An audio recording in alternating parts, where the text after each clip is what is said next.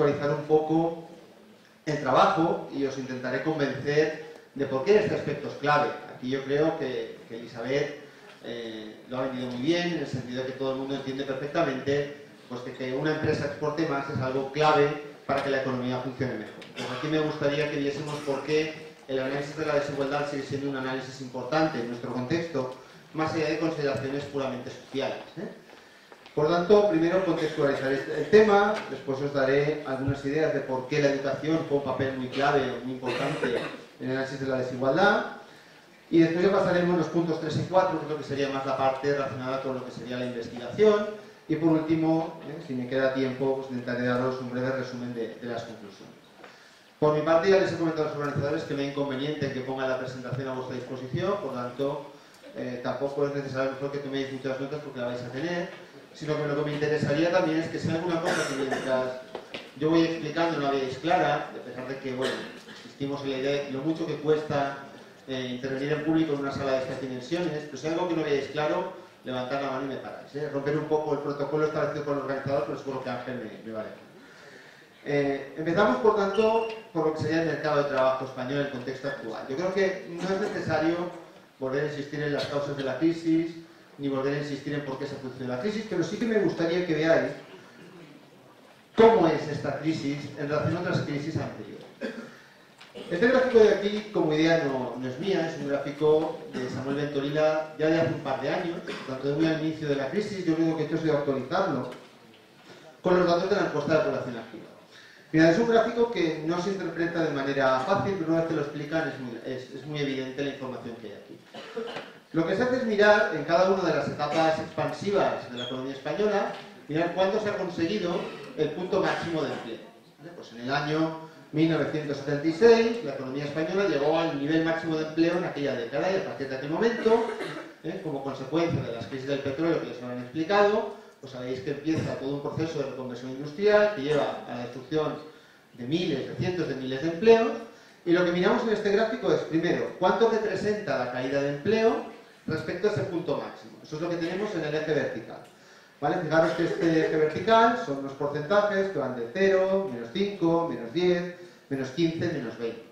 Y lo que tenemos en el eje horizontal son los trimestres que se tarda en recuperar ese nivel previo de empleo. Entonces, miramos la primera línea, la que se corresponde a la crisis del 76, ¿vale? Pues vemos que se tarda en recuperar el nivel previo de empleo 53 trimestres. Bueno, si 40 trimestres son 10 años, pues fijaros que 53, ¿vale? Son casi 15 años. Fijaros, por tanto, que comparto plenamente lo que ha dicho antes Elisabeth sobre que de las crisis se sale, ¿vale? El tema es cuánto se tarda en salir. Fijaros que la crisis del 76 se tardó en recuperar el nivel previo de empleo, como veis, 53 trimestres. La otra crisis importante que hemos tenido en la economía española es la que se produjo a principios de los 90, en concreto a partir del 91. Fijaros que es una crisis, es la línea que tenéis en medio, ¿vale? Fijaros que esta línea, en primer lugar, vemos que no llega tan abajo. En el caso de la crisis del 76 se llegó a perder el 15% de los empleos creados. Fijaros que en la crisis de principios de los 90 nos quedamos entre el 5 y el 10, aproximadamente un 8. Y fijaros que se recuperó el nivel previo a la crisis, como podéis ver, 24 trimestres después. Por tanto, fijaros que la duración de esta crisis fue claramente menor, fueron 6 años.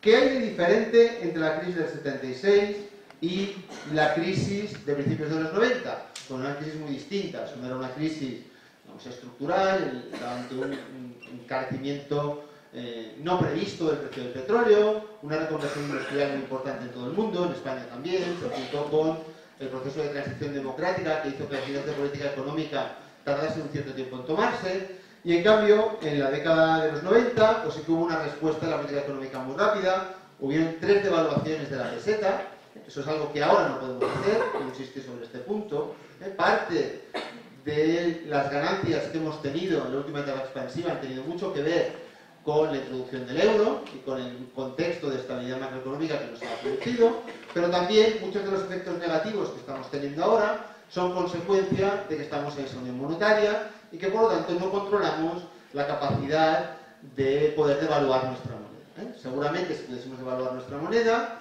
en estos momentos hubiésemos llevado ya a cabo varias devaluaciones, por tanto todos seríamos más pobres, pero seríamos más pobres de puertas afuera. El problema es que lo que estamos haciendo, lo que se llama una devaluación interna, es decir, estamos bajando nuestros salarios, sin que nuestros precios bajen lo mismo, y por eso tenemos también esta sensación de que estamos perdiendo, bueno, no sensación, en la realidad, estamos perdiendo poder adquisitivo. Vale, por lo tanto, fijaros que en este momento, la situación ¿cuál es? Los datos que tenéis aquí son hasta el tercer trimestre de este año, y hasta donde estamos ya hemos perdido más del 15%. Por lo tanto, es una crisis de naturaleza muy distinta a las anteriores, por dos motivos. Vemos que la destrucción de empleo se ha producido de manera mucho más rápida. Si miráis la crisis anterior, ¿vale?, se tardaron alrededor de 34 trimestres en tocar fondo, ¿vale?, y el fondo estaba en menos del 15%. Ahora llevamos 17, 18 trimestres, y fijaros que lo que parece claro es que no hemos tocado fondo, y lo que es seguro es que la magnitud de la crisis está siendo muy superior. ¿Vale? Por lo tanto, esto es una idea que es muy importante que la tengamos presente. Se ha comparado a nivel internacional esta crisis con la crisis del 29, y realmente guarda muchas similitudes. Es una crisis a nivel internacional, es una crisis global, es una crisis que ha afectado a todas las economías desarrolladas, pero lo que es cierto es que a la economía española le ha afectado mucho más. Vamos a ver, ¿por qué? ¿Por qué se produce esta situación? ¿Por qué el mercado de trabajo español funciona tan mal en relación a otras economías de nuestro entorno? Bueno, pues fijaros que aquí el tema clave es darnos cuenta de que incluso en nuestros mejores momentos, la tasa de paro española, vamos a redondear en el 10, era el doble de la tasa de paro en la Unión Europea, que era el 5. Por lo tanto, no es de extrañar que ahora que las cosas van mal, si la tasa de paro en la Unión Europea sube hasta el 10, hasta el 12, pues en España estemos en el 24, en el 25, en el 26. Por lo tanto, no es que tengamos una situación anómala en cuanto a lo que es ese comportamiento en relación a nuestra etapa expansiva, lo que sí que vemos es que nuestro mercado de trabajo es mucho más volátil que los mercados de trabajo de nuestro entorno. Ya no entro en las causas tanto del por qué ha pasado eso y por qué no se ha puesto remedio. Esto no es algo nuevo. Eso ha pasado, como podéis ver en las crisis anteriores, ocurrió, y es algo que no hemos solucionado como país. Entonces, algunas posibles explicaciones de por qué esa mayor volatilidad y algunos aspectos que se van a tratar o se han tratado en alguna presentación volverán a aparecer. Fijaros que una primera idea es que nuestra legislación laboral no es una legislación laboral adecuada para favorecer la creación de empleo, por tanto, para disminuir la tasa de paro. Fijaros que aparecen dos conceptos: negociación colectiva, que eso sé que luego Marta por la tarde os va a explicar, por lo tanto no voy a pisar mucho el terreno, pero sí que es cierto que en nuestro país existe una manera de negociar los salarios. Cuando vosotros vayáis al mercado de trabajo y vayáis a buscar vuestro primer empleo, os vais a dar cuenta de que vosotros no vais a poder negociar vuestro salario directamente. O sea, la empresa os va a decir: te voy a pagar 1.000 euros, tú vas a decir: no, yo quiero 1.200. La empresa va a sacar una tabla que va a decir: mira, en este sector, en esta región, en esta empresa, aplicamos este convenio que marca que para tu categoría profesional tu sueldo es este. Pues bien, el problema en España es que casi todos los trabajos, casi todos los trabajadores, mejor dicho, están afectados por unos convenios que se mueven en un nivel que ni es el central, en el que de alguna manera se tiene en cuenta qué está pasando en toda la economía para fijar los salarios, ni es la empresa, que es la que realmente conoce su propia realidad, sino que se mueven en un terreno intermedio en el que al final los salarios no acaban ajustándose a la situación del mercado en el que nos encontramos. ¿Vale? Este tema es lo que se ha intentado de alguna manera abordar en la reforma de la negociación colectiva o en las reformas de la negociación colectiva que se han ido produciendo, pero es un tema que sigue sin estar probablemente bien resuelto. Por tanto, esto dificulta de alguna manera la salida de la crisis. Otro tema es el de la temporalidad. Aquí sí que no me atrevo a decir muchas cosas estando Isabel presente, su tesis fue sobre este tema, y por tanto ya sabe mucho más, pero sí que es cierto que para una empresa es mucho más fácil desprenderse de los trabajadores que tienen un contrato temporal que con los que tienen un contrato indefinido. Por dos razones. Primera, porque el coste de despido es inferior. Aquí ahora la última reforma laboral es que ha disminuido ese punto. Pero el segundo, y más importante desde mi punto de vista, es que el trabajador indefinido tiene una mayor formación específica en el puesto de trabajo. Es decir, son gente que lleva muchos años en la empresa, que sabe cómo se hace ese trabajo que realiza y que por tanto es un trabajador que resulta mucho más imprescindible para la empresa que el temporal. ¿Vale? Por tanto, eso hace que en un momento de crisis la empresa no tenga ningún problema en desprenderse de los trabajadores temporales. Para la empresa son trabajadores que puede tranquilamente rotar sin ningún tipo de problema asociado a lo que sabía ese trabajador en la empresa. Fijaros que eso es algo que tampoco se está atajando de manera importante en las últimas reformas laborales. Se ha disminuido esa diferencia en coste de despido, pero no creo que sea el tema relevante. Por tanto, eso facilita que las empresas, cuando ven que caen sus ventas, lo primero que hagan sea reducir la plantilla por la vía de los que tienen contrato temporal. Sobre este tema volveremos luego, para cuando hablemos de salarios, ¿vale? Pero el siguiente punto que también explica o que guarda una cierta relación con la situación de nuestro mercado de trabajo es la estructura productiva. Fijaros que esto tiene mucho que ver con la presentación previa. Si nosotros tenemos empresas concentradas en unos sectores, por la razón que se están claramente en crisis, pues fijaros que, como es el de la construcción, pues fijaros que eso dificulta las posibilidades de que se puedan crear nuevos puestos de trabajo en ese ámbito. Esto es lo que Isabel antes se refería como el cambio del modelo productivo, pero esto es algo de lo que realmente hay muy pocas experiencias en el mundo en el que de manera rápida se pueda llevar a cabo ese proceso. Un caso que vale la pena estudiar es el caso de Finlandia. Finlandia, durante los 90, era una economía basada pura y exclusivamente en la producción de papel.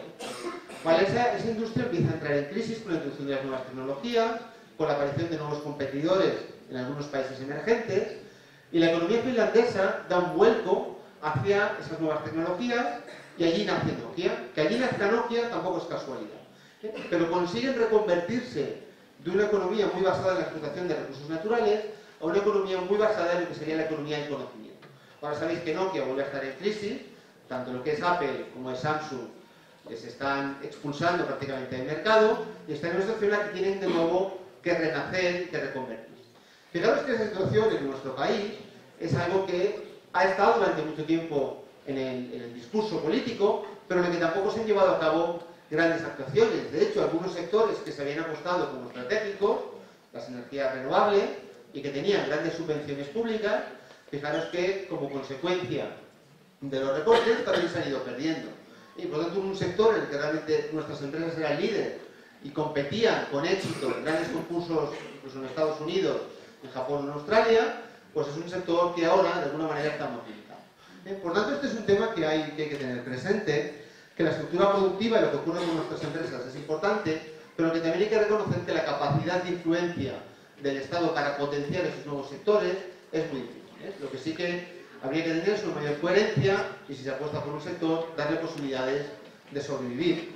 Pero no, por tanto, ser capaz de identificar nuevos nichos de mercado que a veces se habla, es algo realmente difícil. El tercer punto ya empieza a guardar un poquito más de relación con lo que es el tema de lo que yo luego os quiero explicar con mayor profundidad. Las políticas de ocupación. Esto es algo que luego Javier seguro que va a profundizar, pero fijaros que cuando nosotros miramos qué es lo que se hace desde el sector público para intentar remediar la situación de desempleo de muchas personas, es invertir una gran cantidad de recursos en dos tipos de políticas. Lo que le llamamos políticas de activación, antes conocidas como políticas activas, y lo que llamamos políticas pasivas, que es puramente el subsidio. Bueno, si miramos lo que hace España en este ámbito, vemos que España es el país de la Unión Europea que dedica un mayor porcentaje de su PIB a este tipo de políticas, pero con diferencia. Ahora bien, cuando miramos cuánto gasta España por parado, entonces no es que quede en la cola, pero queda por debajo de la media europea. Por tanto, no gastamos todo lo que deberíamos gastar y además lo gastamos mal. Esto evidentemente es un juicio de valor, pero os intento explicar el porqué. Si miramos cómo funcionan las políticas de ocupación en países como pueden ser Holanda, como puede ser Dinamarca, como puede ser Alemania, vemos que gran parte del dinero se dedica a lo que se conoce como los servicios de orientación e intermediación, en lo que son los servicios públicos de empleo, el antiguo INEM. ¿Vale? La tarea de esa gente en España básicamente pasa a ser una tarea de supervisar que la persona reúne los requisitos para cobrar la prestación. Punto. No le pidáis mucho más. Pero no es un problema de que ellos no lo quieran hacer. Es un problema de que si una persona tiene 200 parados asignados, no puede estar pendiente de lo que hacen esos parados. Se limita a quedar con ellos una vez al mes, ahora ni eso, porque se puede, digamos, sellar a través de internet, pero fijaros que su única tarea es puramente administrativa. ¿Cómo funciona en otros países? Pues la mayoría de los recursos van a parar a esos servicios públicos de empleo. Cada trabajador tiene un máximo de 10 personas a las que ayudan todo el proceso de buscar trabajo. Y cuando esa persona va a un curso de formación, que es otra gran partida de las políticas de activación, va porque ese orientador le ha aconsejado que vaya. Por tanto, fijaros si ese curso es distinto en función de toda su trayectoria profesional y de todo lo que se espera que sea su trayectoria futura. Como un ejemplo, una persona que trabajase como soldador en el sector de la construcción, no tenemos que apuntarlo a un curso de cómo poner tu currículum en internet. No, eso no le va a dar resultado.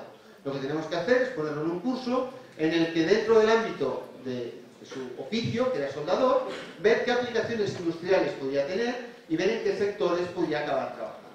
¿Vale? Fijaros, por tanto, que en España esas políticas deberían repensarse, deberían redimensionarse y deberían ajustarse a esas nuevas necesidades. Me diréis, bueno, ¿y por qué no se hace?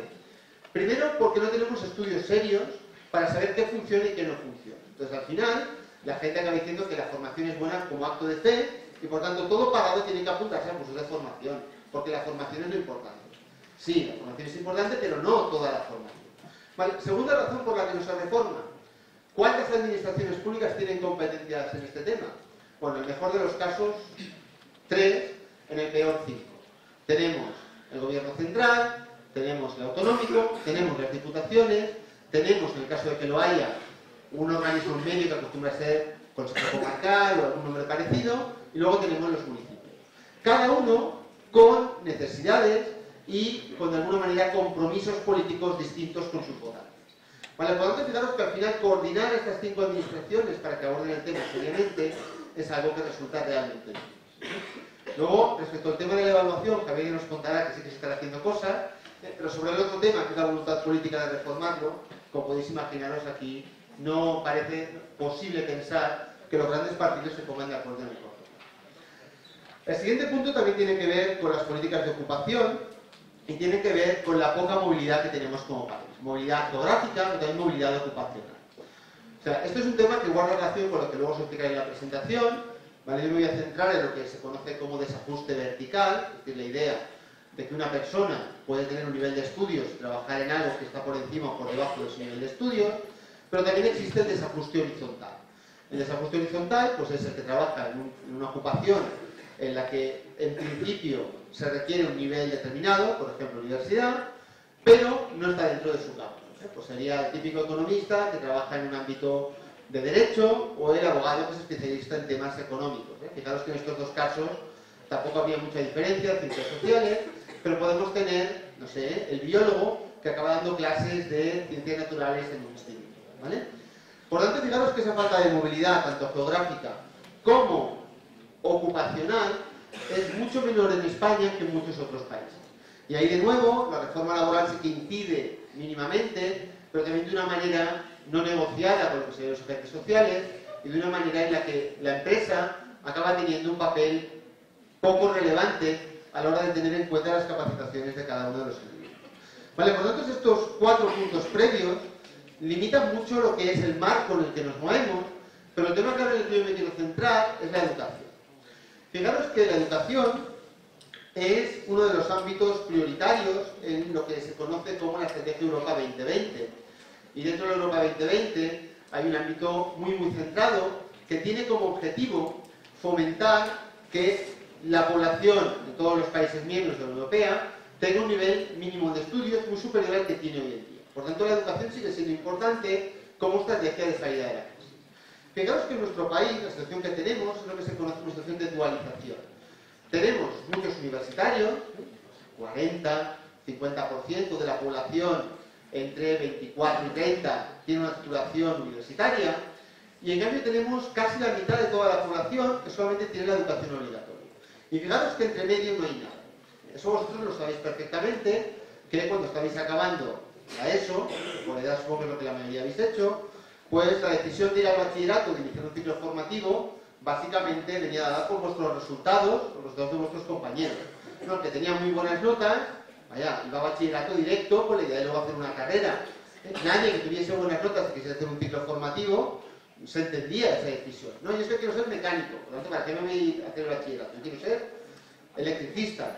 Pues fijaros que si tenéis un buen currículum educativo, esa decisión ni pasaba por vuestra mente, ni por la de vuestra familia, ni por la del responsable del centro en el que estaba. Nadie os aconsejó, oye, en vez de hacer ADE, ¿por qué no haces tal titulación? O en vez de hacer publicidad, ¿por qué no haces tal titulación? Y fijaros que eso no ocurre en otros países. En muchos otros países, ese segmento intermedio de formación, que son esos profesionales cualificados con una formación técnica, están muy bien valorados, están muy bien vistos, están igualmente pagados que muchos titulados universitarios. De hecho, en Alemania, los hijos tienen discusiones con sus padres, no porque quieren hacer el ciclo formativo, sino porque quieren ir a la universidad. Los padres no quieren universitarios, los padres quieren buenos profesionales. ¿Vale? Fijaros que es un cambio cultural muy distinto, pero tiene mucho que ver con lo que realmente se requiere hoy en día en el mercado de trabajo, que son personas con una gran capacidad de aprendizaje a lo largo de toda la vida, con una buena formación técnica, y quizás no tanto con una formación tan teórica como la que se da en la universidad. Por lo tanto, aquí sí que hay un cierto nivel de autocrítica respecto a lo que hacemos en las universidades, ¿vale? Pero fijaros que al final es un tema social. Tiene mucho que ver con cómo se diseñó la formación profesional en los años 80 y con cómo la sociedad percibía la universidad como una manera de progresar socialmente. Por lo tanto, fijaros que tenemos una situación en la que hay una serie de puestos de trabajo que no tienen una serie de personas que los puedan cubrir de manera adecuada. Fijaros que estos son los famosos puestos de trabajo mileuristas. ¿Vale? Fijaros que hoy en día ya nadie habla de mileuristas. Acordaros, cuando empezasteis la carrera, los que estéis en cuarto, o acordaros, gente de más edad, compañeros, de que ese era el debate hace 5 años. El debate era cómo puede ser que generemos universitarios que luego tienen trabajos de nivel. Bueno, pues es el punto de partida de mi presentación. Vale, mi presentación lo que intenta es ver cómo esta situación de los jóvenes, o no tan jóvenes, que están muy preparados y entran en el mercado de trabajo, qué situación se van a encontrar y qué situación se han encontrado durante la crisis, antes y durante. Como tiene Isabel, me gustaría decir después, ella es muy optimista, 2015, déjame que os dé otro dato. En la crisis del 91-92 se redujo la tasa de paro a punto por año. Y hemos visto que era una crisis que se gestionó relativamente bien. 6 añitos y volvimos a los niveles previos. Punto por año. Por tanto, fijaros, para ir del 25 a una tasa del 10, 15. Empezamos en el 2007-2008, pues mi previsión es más pesimista que la tuya. Yo me gustaría volver aquí en 2020 y poder decir que la crisis se acaba, ¿vale? Por lo tanto, nos quedan unos años en los que lo que yo os voy a explicar, la tendencia es que se vaya agravando, es decir, cada vez más, las tendencias que aquí apuntan los datos de que dispongo, yo espero que se vayan de alguna manera consolidando. Bueno, después de esta muy larga introducción, pero creo que necesaria, dejadme que empecemos ya con la importancia de la educación en el ámbito de la desigualdad. Mirad, este gráfico que tenéis aquí sale de un informe de la OCDE, publicado en el año 2011. Gracias. Sale de un informe de la OCDE, publicado en el año 2011, y en este gráfico lo que tenemos es cómo ha cambiado un indicador, que es el coeficiente de Gini, que os explicaré en qué consiste y cómo se interpreta, entre los años 80 y finales de los 2000. Bueno, fijaros que lo que tenemos aquí en el eje horizontal son países, en el eje vertical son valores que van desde el 0,05 hasta el 0,50. Y el índice de Gini es un estadístico que se utiliza para medir el grado de desigualdad de una determinada variable. Imaginaros que yo aquí tengo un pastel y que lo quiero repartir entre las dos personas que están aquí sentadas.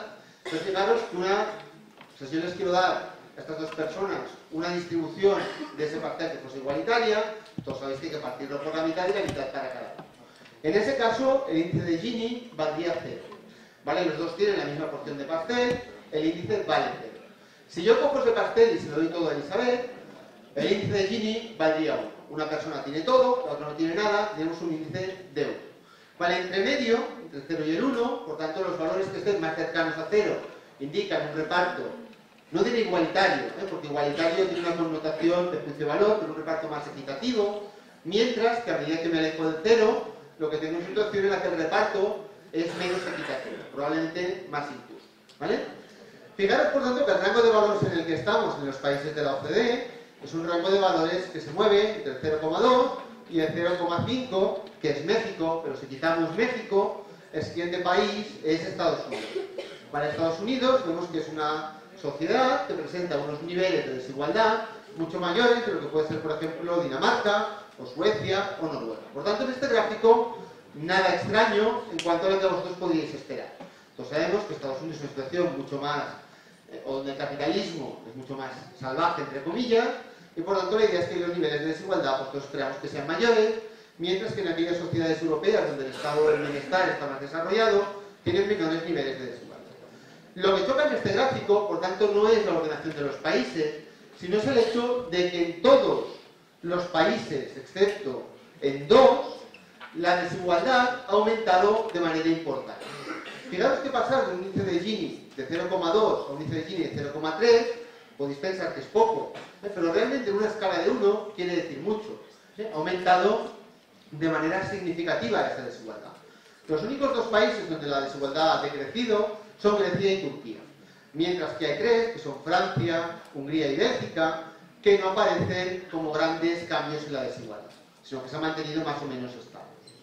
Fijaros que España no aparece en este gráfico, no es porque yo lo haya quitado, España también es un país de la OCDE, pero los datos para España, para el periodo que estaba analizando aquí, no estaban disponibles en el momento de hacerlo y no se consiguió.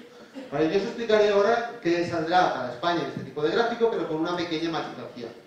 Los datos que tenéis aquí hacen referencia a la desigualdad en los ingresos. Los ingresos que recibe una familia pueden venir de distintas vías. Una vía, evidentemente, es el salario.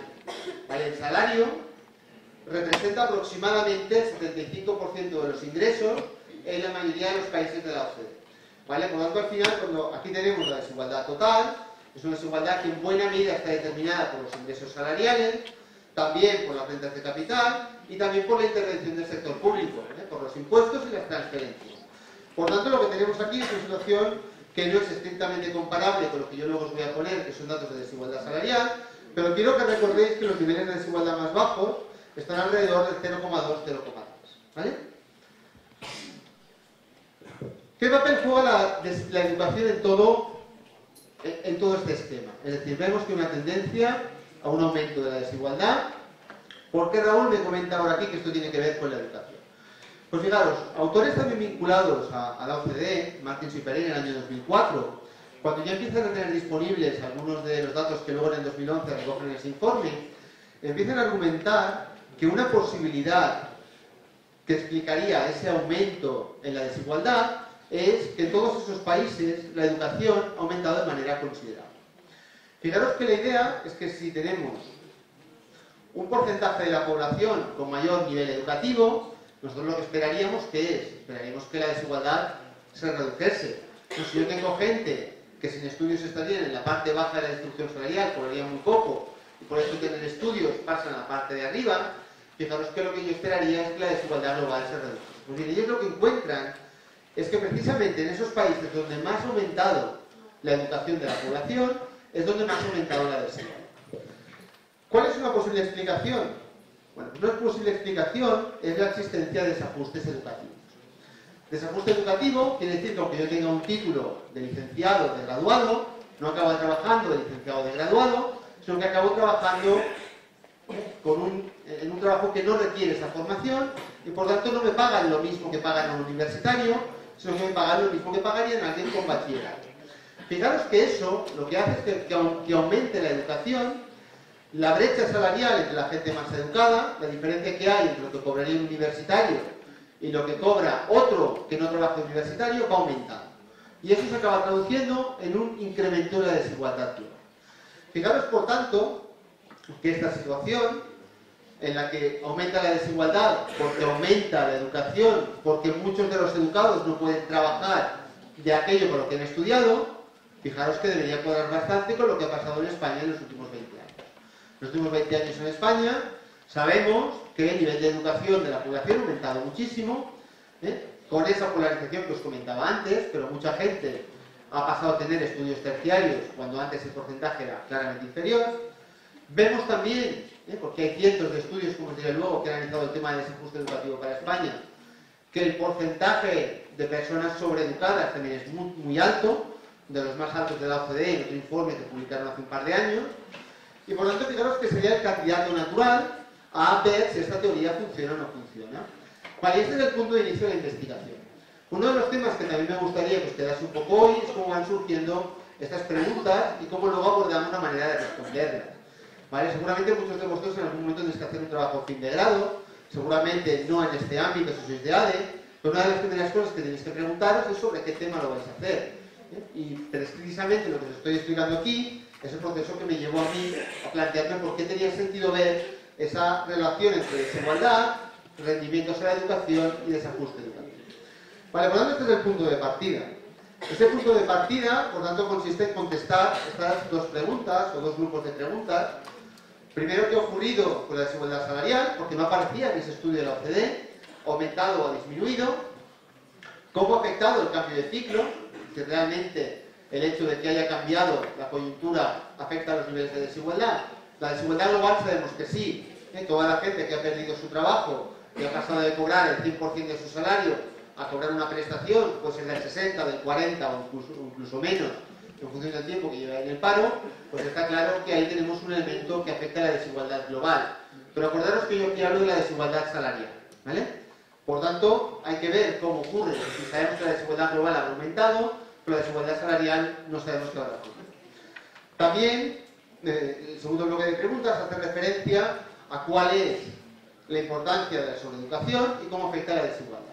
Acá parte esta idea de la prima salarial de la educación, que como os decía antes Ángel en la presentación, es la idea de cuánto vais a ganar como rendimiento a la inversión que estáis haciendo en estos momentos. Muchos de vosotros, como tenéis 16 años, podéis haber decidido ir al mercado de trabajo y encontrar un puesto de trabajo y empezar a ganar un sueldo X, que fuese. ¿Por qué decidisteis seguir estudiando? Pues en buena parte porque esperabais que al final de vuestra vida académica encontraseis un trabajo que os compensase esa inversión. Y que por lo tanto, si realmente no esperáis ese mejor puesto de trabajo, la inversión que habéis hecho en educación desde una perspectiva puramente economicista no tendría mucho sentido. Vale, por lo tanto también se trata de ver si esa prima salarial guarda relación con los otros factores que estamos hablando. Fijaros que lo primero que hacemos siempre cuando queremos analizar un tema, y eso también en la presentación de Elizabeth se ha visto muy claro, es ver qué sabíamos antes, es decir, qué han hecho los autores, los investigadores que han analizado ese tema antes que nosotros. Bueno, la verdad es que cuando empecé a mirar este enfoque entre desigualdad, rendimientos en la educación y sobreeducación, a partir de ese trabajo de Martins y Pereira, la verdad es que solo he encontrado 3 trabajos que traten ese tema de manera directa. Uno es para Turquía, el otro para Portugal y el otro para Irlanda. Vale, estos 3 trabajos llegan a la conclusión de que, si recordáis un momento el gráfico, lo tenemos cerca, fijaros que tiene una cierta gracia ver por qué estos 3 trabajos. Fijaros que Turquía aparece como un país donde ha disminuido la desigualdad, lo tenéis a la derecha. Fijaros que Portugal tampoco aparece porque tampoco estaban disponibles los datos. Y fijaros que Irlanda tampoco aparece, ¿vale? Por tanto, de alguna manera, la motivación que me llevó también a analizar el caso español, supongo que también les pasó a estos autores. Pues bien, tanto en Turquía como en Irlanda, ¿vale?, la desigualdad disminuía. En cambio, en Portugal aumentaba. ¿Vale? La idea es que, por tanto, en Turquía y en Irlanda, lo que se busca son explicaciones de por qué no ha ocurrido, porque también son 2 países donde ha aumentado mucho lo que sería el nivel educativo de la población. Y ellos argumentan que tiene mucho que ver con la estructura productiva de sus países. En el caso de Irlanda es muy parecido a España, el tema del sector de la construcción. En el caso de Turquía, algo un poquito más distinto. El caso de Portugal, por tanto, es el único en el que realmente se encuentra evidencia de que el mecanismo que os he explicado antes funciona. El caso de Portugal sí que es bastante parecido a España en cuanto a la importancia de la sobreeducación. En Irlanda y en Turquía la sobreeducación es claramente menor cuando lo miramos en relación a otros países. Cuando ya pasamos al caso español, hay cientos de referencias que han analizado el desajuste educativo, y algunas hechas por los que estamos aquí. Y la verdad es que en todos los casos lo que se acaba encontrando es que este problema es mucho más importante en España de lo que es en otros países similares. Vale, ahora volveremos sobre el tema, pero por tanto se confirma esa idea que os decía antes de que realmente España puede tener interés desde esta perspectiva. En lo que se refiere a la evolución de la desigualdad y a cómo le ha afectado la crisis y qué ha ocurrido durante todo este tiempo, el único trabajo que realmente tiene una perspectiva temporal parecida a la que yo tenía interés en controlar es un trabajo publicado como documento de trabajo del Banco de España en junio de este año, por tanto hace unos pocos meses. Está hecho por Bonomi y Ospido, y aquí sí que ya se confirma o se encuentra algo que yo también os voy a contar más tarde. En España la desigualdad ha decrecido desde los 90 hasta mediados de los 2000 y como consecuencia del cambio de ciclo la desigualdad ha aumentado, ¿vale? Por lo tanto, vamos a ver un poco cuál es el enfoque ya más empírico que yo voy a intentar llevar a cabo en esta investigación. Lo primero que hay que decidir cuando vais a llevar a cabo una investigación aplicada es qué datos vamos a utilizar. Elizabeth antes ha comentado, cuando mirábamos el tema de las exportaciones, podíamos trabajar con datos agregados, pero si yo quería mirar qué ocurría en las empresas, tenía que ir a buscar datos de empresa. Y ha encontrado una encuesta que tenía esas empresas y el detalle regional que necesitaba. Yo aquí también, cuando empecé a buscar las distintas posibilidades para analizar este tema, evidentemente necesito datos de individuos, porque la desigualdad es entre individuos, necesito una base de datos que me dé salarios, necesito una base de datos que me dé educación y necesito una base de datos que me dé información sobre la ocupación que tiene el individuo, porque para saber si está desajustado o no, tengo que comparar la ocupación con su nivel de estudio. ¿Vale? De entre estas 4 bases de datos que tenéis aquí, las 4 cumplen estos requisitos. La encuesta de presupuestos familiares es una encuesta que viene realizando el INE, Instituto Nacional de Estadística, desde hace muchos años. Tiene información sobre el individuo, sobre su familia, sobre qué ingresa, sobre en qué lo gasta, pero el problema que tiene, para lo que yo quería hacer, es que el detalle de ocupaciones que facilita era muy pequeño. Era únicamente grupos ocupacionales en los que había 5 categorías. Entonces, fijaros que eso lo que me llevaba a decir era que no podía acabar calculando bien el desajuste del gasto. Algo parecido ocurre en la encuesta sobre condiciones de vida, pero con una pequeña diferencia. La encuesta de condiciones de vida incluye unas preguntas en las que el propio individuo acaba autoclasificándose como si está ajustado o no está ajustado en su puesto de trabajo. El problema de esta encuesta es que es una encuesta relativamente reciente y que empieza en el 2004. ¿Vale? Tenemos datos desde el 2004 hasta el 2010, bueno, de hecho la del 2011 creo que ya se disponen de los datos agregados, pero no de los datos individuales. Pero fijaros que el gran problema que tiene esta encuesta es, por tanto, que no cubre todo el periodo que yo quería analizar. Por tanto, eso me lleva a otras 2 encuestas que aparecen abajo y que las agrupo de manera distinta. ¿Cuál es la diferencia entre las 2 que hay arriba y las 2 que hay abajo? Las 2 primeras son encuestas que se hacen a las familias, las 2 que tenéis abajo son encuestas que se hacen a las empresas. Pero son encuestas que se hacen a las empresas sobre los trabajadores. De hecho, la primera no es puramente una encuesta, es un registro. La muestra continua de vidas laborales es una información que está a disposición de cualquier investigador que lo solicite y tiene información desde el 2004 hasta la actualidad, pero incluye también información retrospectiva del individuo. Es lo que se conoce como una base de datos longitudinal, es que se va siguiendo a un mismo trabajador durante el tiempo y está basada en el registro de la Seguridad Social. Por lo tanto, es una información que es fiable desde la perspectiva de que es una información válida, información de registro, pero tiene 2 inconvenientes. El primero, que a pesar de que tenga toda la historia, el primer año es el 2004. Eso quiere decir que es una muestra representativa de lo que pasaba en España en el 2004. Yo luego puedo saber qué hacía un individuo que se observa en el 2004 en el año 90. Pero los individuos que yo observo en el 90 no son representativos del mercado de trabajo de 1990. ¿Vale? Por lo tanto, no puedo comparar hacia atrás y además tengo problemas de censura, es decir, lo que tenemos ahí no es salario, es base de cotización. Por lo tanto, hay un tope en la base de cotización y por tanto yo no tendría toda la información sobre lo que me interesa, que son los salarios. Por tanto, por eliminación, veis que me quedo con la encuesta de estructura salarial. La encuesta de estructura salarial es una encuesta que se hace a las empresas, por tanto son datos emparejados de trabajadores y empresas.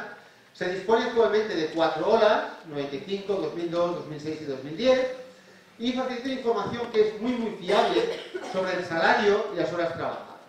Fijaros que una de las cosas que es importante tener en cuenta cuando se analiza la desigualdad salarial es que si trabajo con un salario anual, ese salario es el fruto de lo que le pagan a alguien por hora, por el número de horas que trabaja, que puede variar. Una persona puede trabajar 8 meses al año y el resto está en una situación de desempleo, y yo solo voy a poder discriminar con una variable tipo ingreso anual. Fijaros, por tanto, que tenemos esa información y el único problema que hay es que lo que es la cobertura de la encuesta ha ido cambiando a lo largo del tiempo. Y no tenemos las mismas empresas o el mismo tipo de empresas en 2010 que en 1995. ¿Vale? Por tanto, lo que es clave para el análisis es que veáis que estos 4 años son 4 años clave en esa perspectiva que a mí me gustaría investigar. ¿Vale? Es el 95, es un año en el que acaba o se pone freno de alguna manera aquella crisis que os había comentado a inicios del 93. Fijaros que a partir de ese momento la evolución del Producto Interior Bruto, de la riqueza generada por la economía española cada año, empieza a crecer en términos reales, Sí que es cierto que tenemos un pequeño resfriado en el 2001-2002, fue una crisis muy pequeña, a nivel europeo sí que tuvo su importancia, pero en España, por las razones que luego también nos han llevado al fracaso, pues no nos afectó. Pero fijaros que el 2002, por tanto, es un punto que sería relativamente parecido al 95. Luego tenemos el 2006, que es un año claramente previo a la crisis, y el 2010, que fijaros que es un año en el que estamos en plena crisis. Si miráis la evolución del PIB, sí que tenemos, como veis, una cierta recuperación 2010-2011, pero luego las expectativas que tenemos actualmente es que 2012 va a volver a bajar, 2013 seguramente también, y quizás empieza a recuperar en el 14. Es lo que en la literatura se conoce como una crisis en forma de W. ¿Vale? Las crisis normalmente se clasifican en crisis en forma de V, como la que tenéis aquí en el año 2001, crisis en forma de L, que también es otro riesgo que corremos, ¿no? Tenemos una caída y ya nunca salimos hasta el cabo de muchos años, o una crisis en W, que en estos momentos es la que parece más probable. Tenemos una caída, nos recuperamos levemente como consecuencia de las políticas del sector público, pero esas políticas del sector público nos llevan a un mayor endeudamiento, ese mayor endeudamiento hace que esas políticas se retraigan y que vamos a tener ahora una nueva caída y con un poco de suerte en un par de años una nueva recuperación.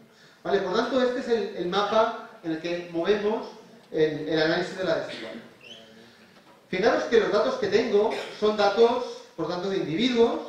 Tengo una muestra que después de aplicar algunos filtros, como os decía, para garantizar la cobertura y también para eliminar algunos valores extremos que pueden presentar problemas, que no parece razonable que alguien gane 20.000 euros por hora, pues este dato seguramente es un error de medida. La persona que relleno esa información pues se equivocó y por tanto quitamos ese dato.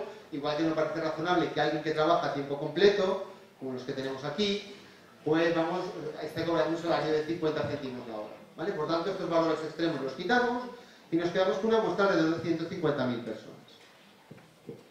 Fijaros que esta encuesta nos facilita información tanto sobre los individuos, edad, sexo, nivel de estudios, región, pero también el puesto de trabajo, ocupación, sector, tamaño, mercado principal, etc.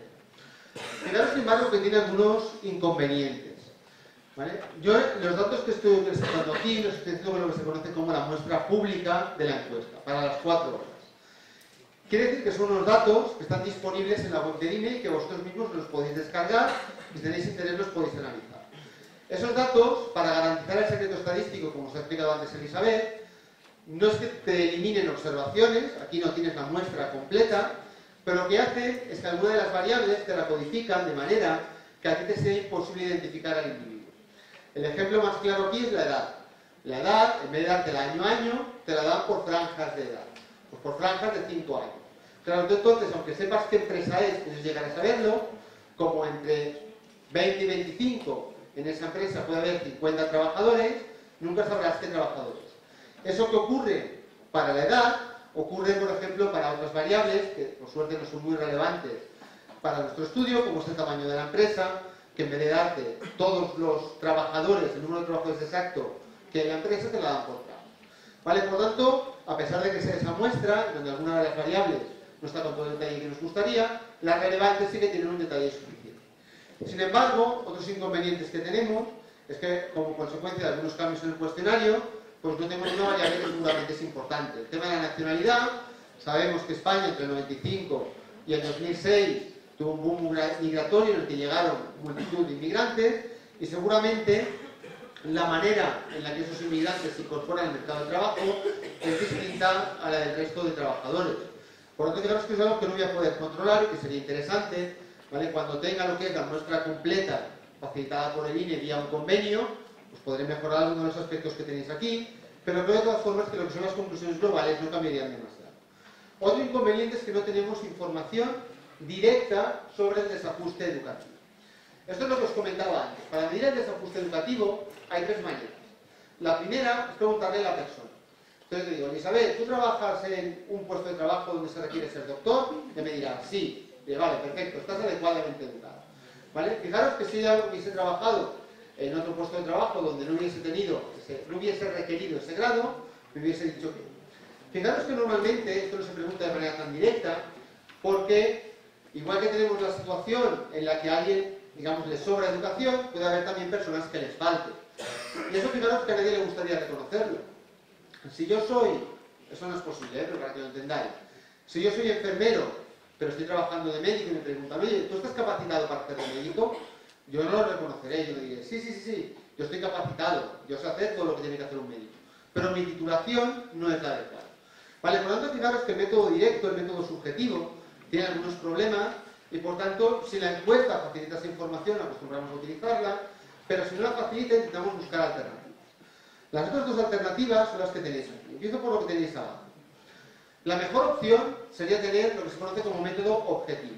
¿Qué quiere decir? Yo tengo aquí una lista de puestos de trabajo, ¿vale? Por tanto, 100, 200, 300, 5.000. Y tengo un grupo de expertos que me dicen para cada uno de esos puestos de trabajo qué titulación se requiere. ¿Vale? Por ejemplo, pues para trabajar de periodista necesitáis el grado en periodismo, ¿vale? En ciencias de la información o como le queramos llamar en ese grado concreto. Fijaros que eso es un trabajo que es muy pesado, es un trabajo que además requiere actualizaciones frecuentes a lo largo del tiempo. Para España sí que hubo un cierto esfuerzo en ese sentido a mediados de los 90 por un profesor de la Universidad Pompeu Fabra, que se llama García Montalvo, pero luego eso es algo que se ha dejado de hacer. Os pongo aquí una referencia, por si tenéis interés en ver este tipo de cosas, ¿vale? Esa referencia de ONET, si lo ponéis en el Google, veréis que es una web para Estados Unidos donde existe toda esa información. De hecho, te pone, hay un banner en la parte derecha,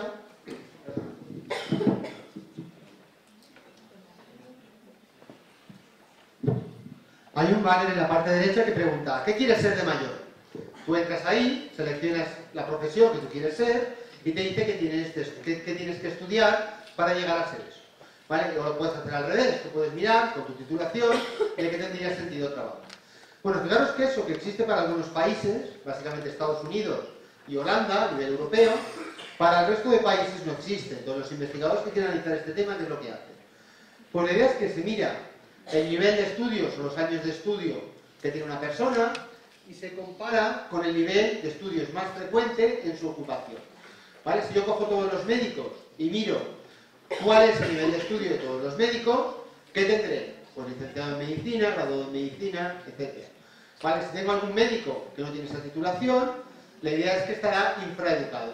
Si encuentro un médico que tiene una titulación superior, un médico especialista que está trabajando en médico de familia, pues fijaros que ese médico estará sobreeducado. Vale, esa es la idea básica que tenéis aquí. Hay algunos autores que lo hacen con el nivel de estudios medios, ¿vale? Pero trabajar con el nivel de estudios medios implica que luego tienes que hacer un intervalo, ¿vale? Porque la media no te coincidirá exactamente con el nivel que observas y por tanto ese método poco a poco ha sido desplazado por el método basado en la moda, que es como se conoce ese tipo de estadística. Ángel, ¿cómo dices? Vale, fijaros que ahora ya os presento algunos resultados. Intento ser breve, sé que una hora se hace muy larga, sobre todo para el que escucha, no tanto para el que habla. Fijaros que lo que tenéis aquí son una serie de datos que os voy a intentar explicar brevemente qué relación guardan con la desigualdad. Hay uno que ya conocéis, os lo he explicado antes, ¿vale? Es el dato relativo a Gini del salario. Fijaros que este índice es el que antes os he comentado, que retenieseis en la memoria, que para los países de la OCDE estaba entre 0,2 y 0,3. Fijaros que en España realmente está dentro de ese rango de valores y fijaros que lo que vemos es que entre el 95 y el 2002 se observa una clara reducción del índice de 0,3 a 0,28, ¿vale? Puede parecer que no es mucho, pero es una reducción importante. Entre el 2002 y el 2006 vuelve a haber una nueva reducción de la desigualdad y fijaros que entre el 2006 y el 2010 aumenta la desigualdad. Por lo tanto, fijaros que se confirman con estos datos lo que encuentran también esos dos autores del Banco de España con los datos de la muestra continua de vidas laborales. Fijaros, sin embargo, que más que saber qué es lo que ha ocurrido, nos gustaría saber el por qué ha ocurrido y dónde se ha concentrado esa reducción y ese aumento de la desigualdad. Bueno, para eso sirven el resto de estadísticos que tenéis aquí. Os explico un poco qué es lo que quiere decir. Mirad, si vosotros ordenáis a la persona que menos cobra en esta parte de aquí y a la persona que más cobra en aquella parte, fijaros que tendremos toda la distribución de salarios de la gente que pueda haber en esta sala. Vale, la gente que más cobra, que está allí, fijaros que cobrará un sueldo claramente superior al que tenemos aquí. ¿Cuántas veces superior es ese sueldo? Bueno, pues eso es lo que intentamos medir con estos datos que tenemos aquí. Cuando veis aquí un 10, un 50, un 25, un 50, para los que sepáis algo de estadística, esos son los deciles o son los cuartiles, lo que tenemos aquí de hecho son percentiles. ¿Qué quiere decir? Yo lo que miro es cuánto cobra la persona que dentro de esta ordenación separa el 10% de los que menos cobran del 10% de los que más cobran. Y lo comparo con el percentil 50, que es el que queda en medio, y miro a ver cuántas veces resulta el sueldo del que más cobra respecto al del que menos. Lo que vemos en el año 95 es que la persona que estaba en el 10% de los que menos, perdón, lo digo al revés. La persona que estaba en el medio cobraba 1,7 veces más que el que estaba en el 10% que menos cobraba. ¿Vale? Si miramos cuál es la diferencia que hay entre los que más cobran y los que menos cobran, fijaros que está alrededor de 3,6 veces. ¿Vale? Si yo pienso que el que está en esta parte de aquí es el que no tiene estudios, el que está en aquella parte de allí es el que tiene estudios universitarios, fijaros que una comparación directa de estos salarios lo que me vendría a decir es que un universitario cobra 3,6 veces más que lo que cobra una persona sin estudios. ¿Vale? Fijaros que esto no es estrictamente así, pero intento hacerlo un poco didáctico. ¿Vale? Cuando yo me fijo qué ocurre quitando a la gente que está en los extremos, por tanto, los que tienen más cualificación y los que tienen menos, y comparo lo que serían el percentil 75 y el 25, vemos que este dato vale 2, ¿vale? Y cuando miro lo que ocurre en la parte alta de la distribución comparada con la media es 1,5, 1,4. ¿Vale? Fijaros que lo que es interesante de estos datos en sí mismos no es solo el valor, sino también la evolución temporal. Fijaros que hemos visto que la desigualdad global se reducía y la desigualdad global aumentaba en el último año. Vamos a ver cuál es la distribución que tenemos aquí. Fijaros que si yo miro lo que ha ocurrido entre el 95 y el 2006, lo que veo es que las diferencias entre los más educados y los menos educados se han reducido. En el 95, una persona muy educada cobraba 3,6 veces más que uno sin estudios. En el año 2006, solamente cobra 3,16 veces más. Cuando yo miro lo que ocurre en el 2010, fijaros que esta diferencia ha aumentado y se ha vuelto a situar a niveles parecidos a los del 2002. Si tuviésemos datos a día de hoy, seguramente esa diferencia ha aumentado. Por tanto, fijaros que la idea es que la desigualdad ha tenido mucho que ver con una compresión de los salarios de la gente que estaba en la parte baja hacia la parte media y no tanto a un incremento en la parte alta. Esto es lo que vamos a ver de manera muy rápida con algunos gráficos. Lo que tenéis aquí es la misma información que teníamos allí. ¿Vale? Lo que tenéis abajo es el salario hora. ¿Vale? Normalmente estos gráficos se hacen con el logaritmo del salario hora, pero así veis un poco un valor que entendéis lo que es. Lo que nos está diciendo este gráfico es que la mayoría de la gente en el año 95 cobraba alrededor de los 10 euros por hora, un 12% aproximadamente. Pero fijaros que había una elevada dispersión y de hecho había gente que cobraba alrededor de 50 euros la hora.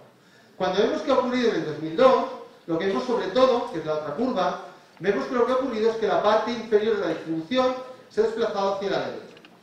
No lo he comentado, pero todos estos salarios están expresados en euros reales del año 2010, ¿vale? Que los he desplazado para poderlos comparar. Si miro qué ha ocurrido entre el 2002 y el 2006, fijaros que lo único significativamente distinto que aparece es que aquí hay como una cierta concentración de unos salarios más elevados, una parte intermedia. ¿Vale? Pero fijaros que también hay un desplazamiento de la curva hacia la derecha en la parte de salarios más bajos. Cuando miro qué ha ocurrido en el 2006 en relación al 2010, ¿vale? Acordaros que esta es la del 2006, lo que vemos es que fijaros que ahora la curva se ha desplazado de nuevo hacia la izquierda. Por lo tanto, lo que vemos es que la desigualdad, ese incremento se ha producido sobre todo en la parte más baja. ¿Vale? Por lo tanto, esta sería la evidencia descriptiva, pero ¿qué ocurre con las otras dos variables clave en mi análisis? La educación y el desajuste educativo. Fijaros porque aquí ocurre una cosa bastante significativa.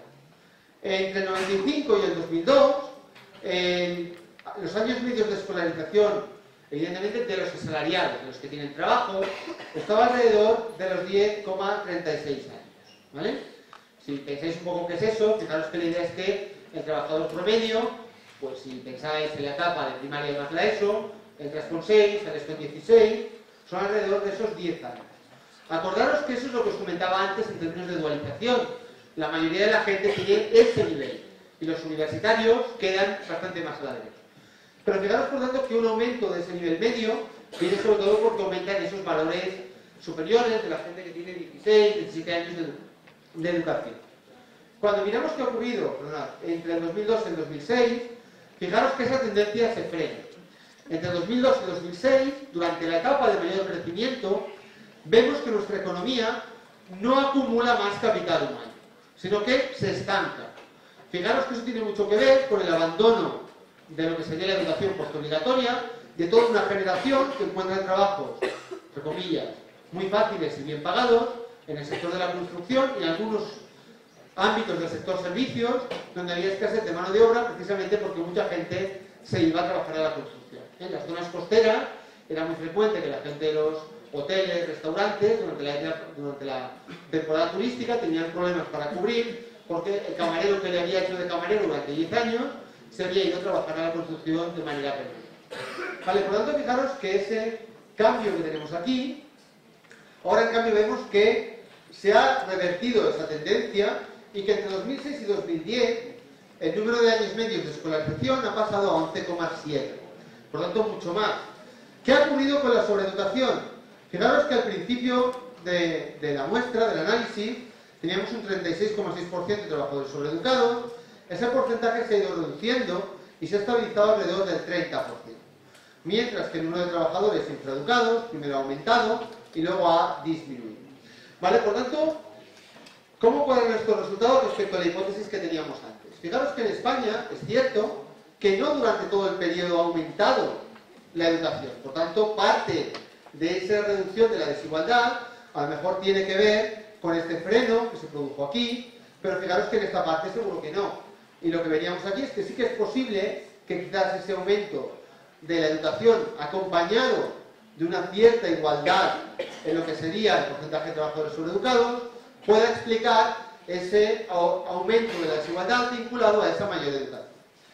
Para mirarlo, esto es lo que os acabo de explicar, ¿vale? Intento ir muy rápido, os presento únicamente, tenía algunos resultados que iban mucho más orientados a contestar la pregunta directamente, pero como metodológicamente eran más complejos he preferido quitarlos.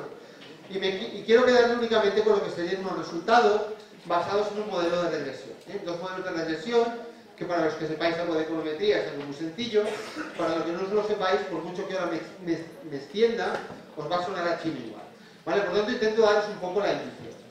Fijaros que hasta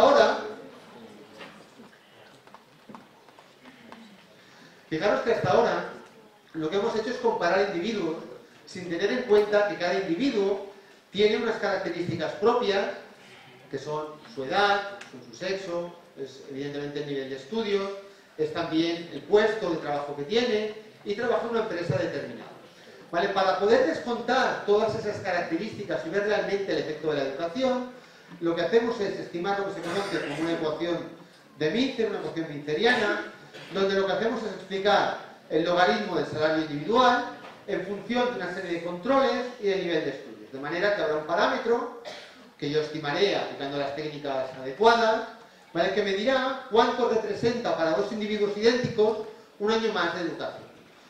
Fijaros que eso mismo que hacemos aquí para los años de estudio, abajo lo separo en tres componentes.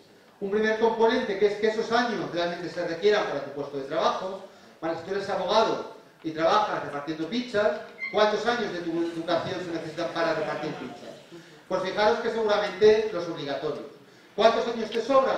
Pues entre 16, que podría ser los años de estudios del abogado, y los 10 de la obligatoria, te sobran 6 años. Esos 6 años van a estar aquí. ¿Vale? Y por tanto van a tener un rendimiento distinto. ¿Vale? Estas dos ecuaciones, por tanto, lo que me van a decir es cuánto vale un año de estudio. Y vamos a ver si la interpretación de ese año de estudio, requerido, me permiten decir algo sobre la pregunta que quería contestar. Bueno, esto que tenéis aquí son los resultados de la primera estimación. Vale, hay muchos datos, pero solamente, como ya tengo poco tiempo, me centro en esta fila que tenéis aquí.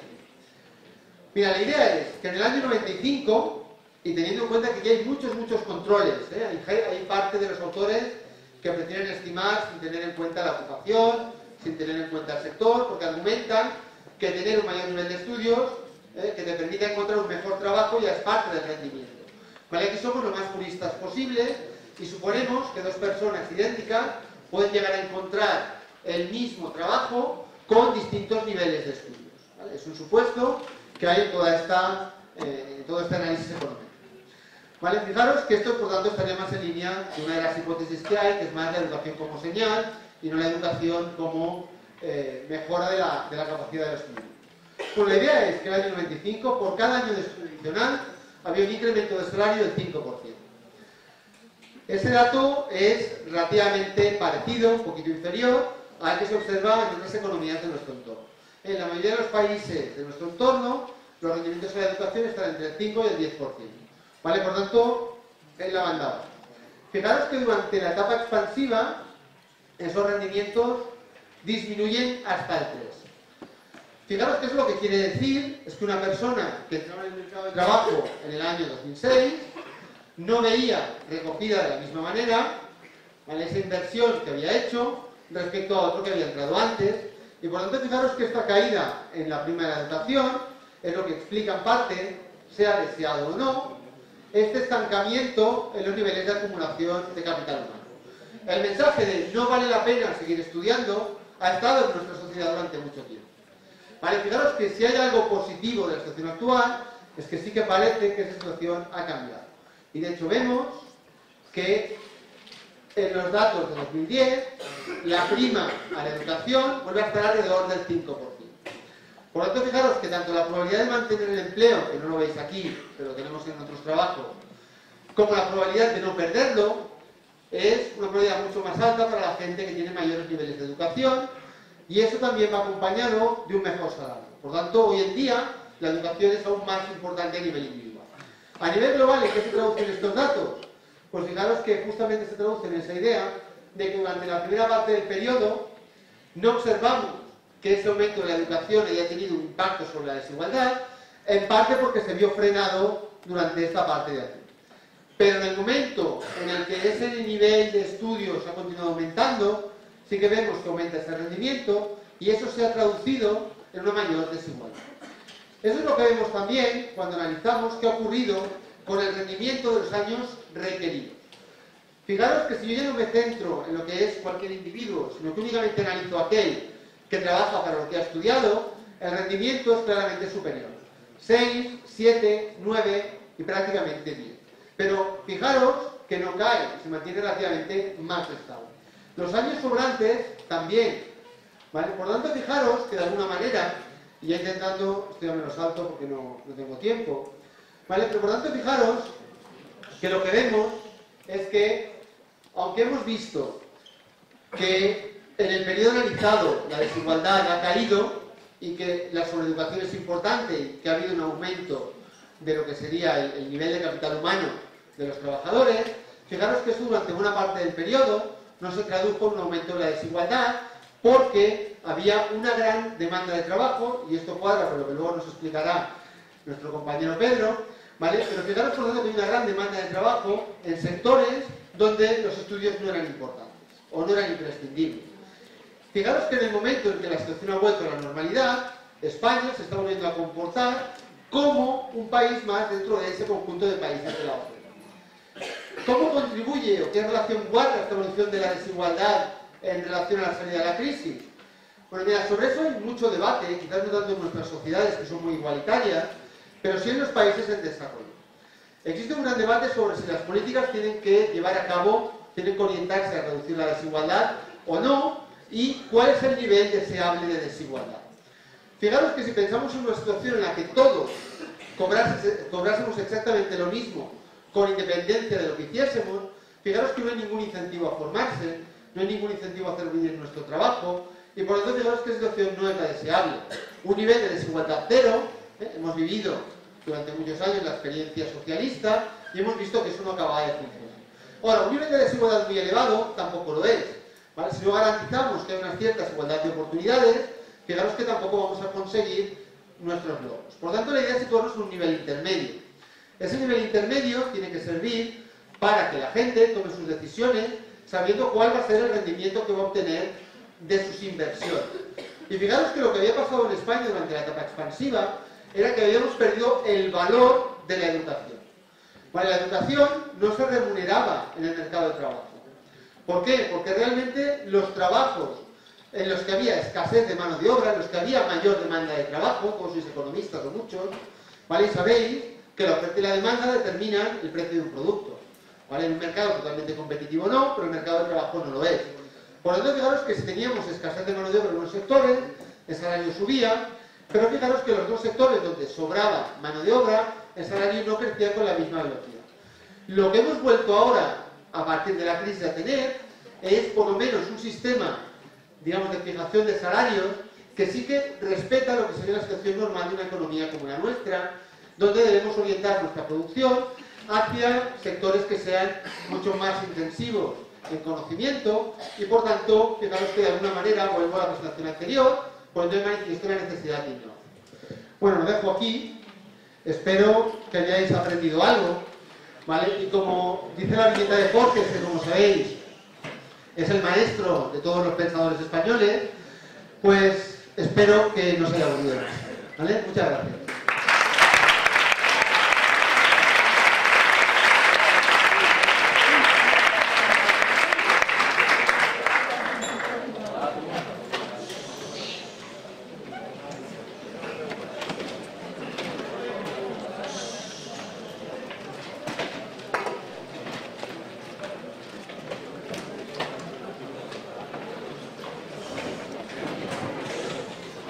Por favor, un poquito de silencio. Vamos a abrir un breve turno de preguntas. Pero yo creo que después de esta magnífica presentación y sobre todo el final, parece que ha sido muy larga, pero sobre todo el final me ha parecido muy interesante, con las conclusiones muy potentes. Pues me gustaría que, si alguien tiene alguna cuestión, se la planteara a Raúl.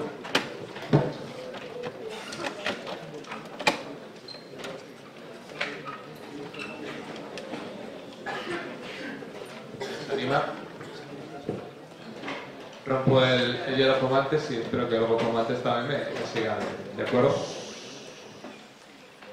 A ver, me ha parecido muy interesante lo que has comentado al final, de cómo los rendimientos de la educación han aumentado en época de crisis. Más que una pregunta es, no sé, como un comentario, y te pido que lo matices o que lo complementes. Es, cuando haces el análisis de desigualdad salarial, lógicamente te refieres a ocupados, a gente que tiene trabajo, ¿no? Ahí este resultado es muy interesante. Tú mismo has comentado que en otros trabajos también habéis comprobado, una cosa que se conoce, que además de que los educados tienen un salario mayor, me parece que se paga mejor, durante la crisis también han mantenido mejor el empleo y las tasas de paro, dentro del aumento tan grande del paro que tenemos, no se ha distribuido de forma homogénea entre los diferentes niveles educativos, sino que los más educados, aunque ha aumentado su nivel de paro, ha aumentado menos proporcionalmente que los otros colectivos.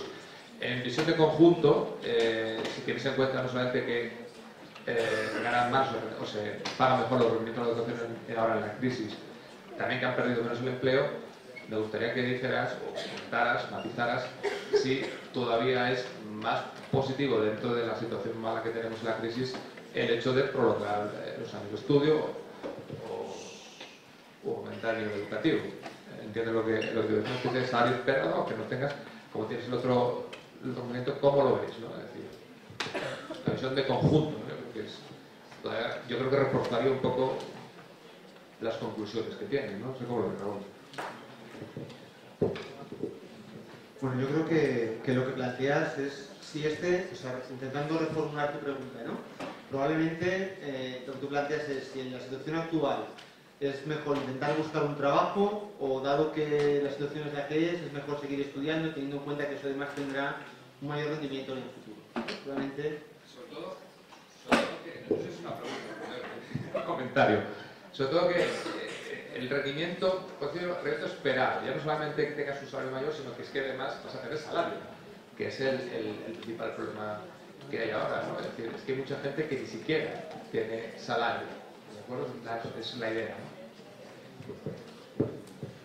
Bueno, realmente la situación, a ver, todos los que estáis ya en los últimos años, seguramente todos tenéis la preocupación que plantea Ángel directamente, ¿no? Bueno, yo acabo de estudiar, me voy al mercado de trabajo y ¿qué va a ser de mi vida? ¿Qué va a pasar conmigo, ¿no? A ver, realmente las tasas de inserción laboral de los graduados son tasas de inserción relativamente altas. En Cataluña hay una agencia, que se llama la Agencia para la Calidad Universitaria, que realiza encuestas de inserción laboral cada cierto tiempo, y ahora justo este año han presentado los resultados de la última encuesta. Entonces, la idea es que son gente que mayoritariamente se graduaron en el 2009 y se les ha seguido durante 2 años, 10, 11, y se ha visto cuál era su situación laboral. Entonces, realmente lo que se ha observado es que un porcentaje altísimo, alrededor del 60-70%, habían tenido algún trabajo, aunque a lo mejor en el momento de la encuesta no estaban trabajando. O sea, lo que sí que se observa es que existe un elevado grado de inserción laboral, es decir, la gente se mueve, la gente encuentra trabajo, pero sí que es cierto que encontrar un trabajo permanente requiere mucho tiempo. De hecho, insisto de nuevo que Isabel me corrija si me equivoco, ¿no? Pero existe evidencia de que en España realmente conseguir un trabajo indefinido cuesta entre 6 y 7 años. Vale, es decir, desde que te incorporas al mercado de trabajo. Y lo que también se ha visto en otros mercados de trabajo, como el americano, donde existen estudios para todo dentro del ámbito de la economía laboral, es que lo que sí que es determinante es el momento en el que tú te incorporas en el mercado de trabajo. Es decir, alguien que se incorpora en el mercado de trabajo en un momento de crisis, no solamente encuentra un peor trabajo de lo que era en un momento de expansión, sino que el resto de su vida laboral se ve afectada por esa situación. Vale, por lo tanto, este sí que no es un resultado muy optimista para vosotros, pero sí que eso tiene que llevaros a pensar muy bien en que a veces es más importante seleccionar muy bien la primera oferta laboral que tengáis, evidentemente siempre que eso sea posible por las condiciones familiares, económicas, etc. Vale, pero es mucho más importante acertar en el primer trabajo que no es mejor coger lo primero que os salga. Con eso no quiero decir que no tengáis que sufrir temporalmente fenómenos de sobreeducación, que evidentemente nadie puede llegar y puede ser automáticamente director general de una empresa. Hay que pasar por un proceso y ese proceso lleva tiempo. Pero sí que es muy importante tener muy claro cuál es nuestro horizonte profesional. Es decir, lo que no podemos hacer tampoco es salir de aquí y no tener claro en qué sector, en qué ámbito queremos encontrar trabajo. Ahí vuelvo a insistir en la necesidad de mejorar nuestros servicios de orientación y de intermediación públicos, ¿no? Porque realmente eso es algo que, poniéndome en la piel de todos vosotros, pues seguramente no sabría ni yo mismo por dónde empezar.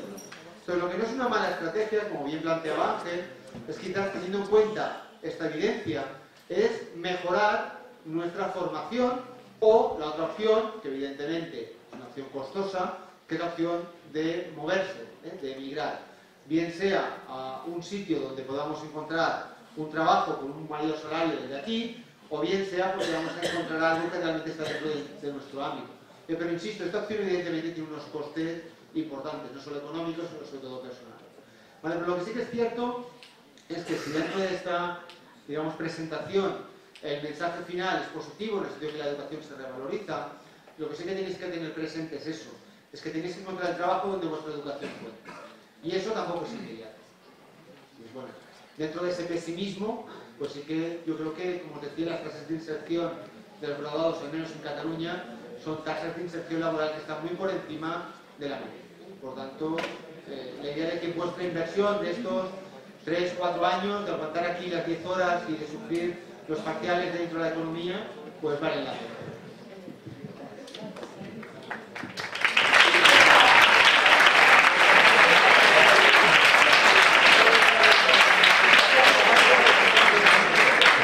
Los aplausos, no sé si se refieren a que estés cansado o el comentario de los parciales de introducción a la economía. Espero que sea lo último. No sé, simplemente le comento. Una última pregunta si queréis, porque a lo mejor alguien quiere decir algo. Sé que estáis cansados. No hay ninguna cuestión más. Dejamos aquí la sesión de la mañana. A las 4, por favor, estamos aquí juntos.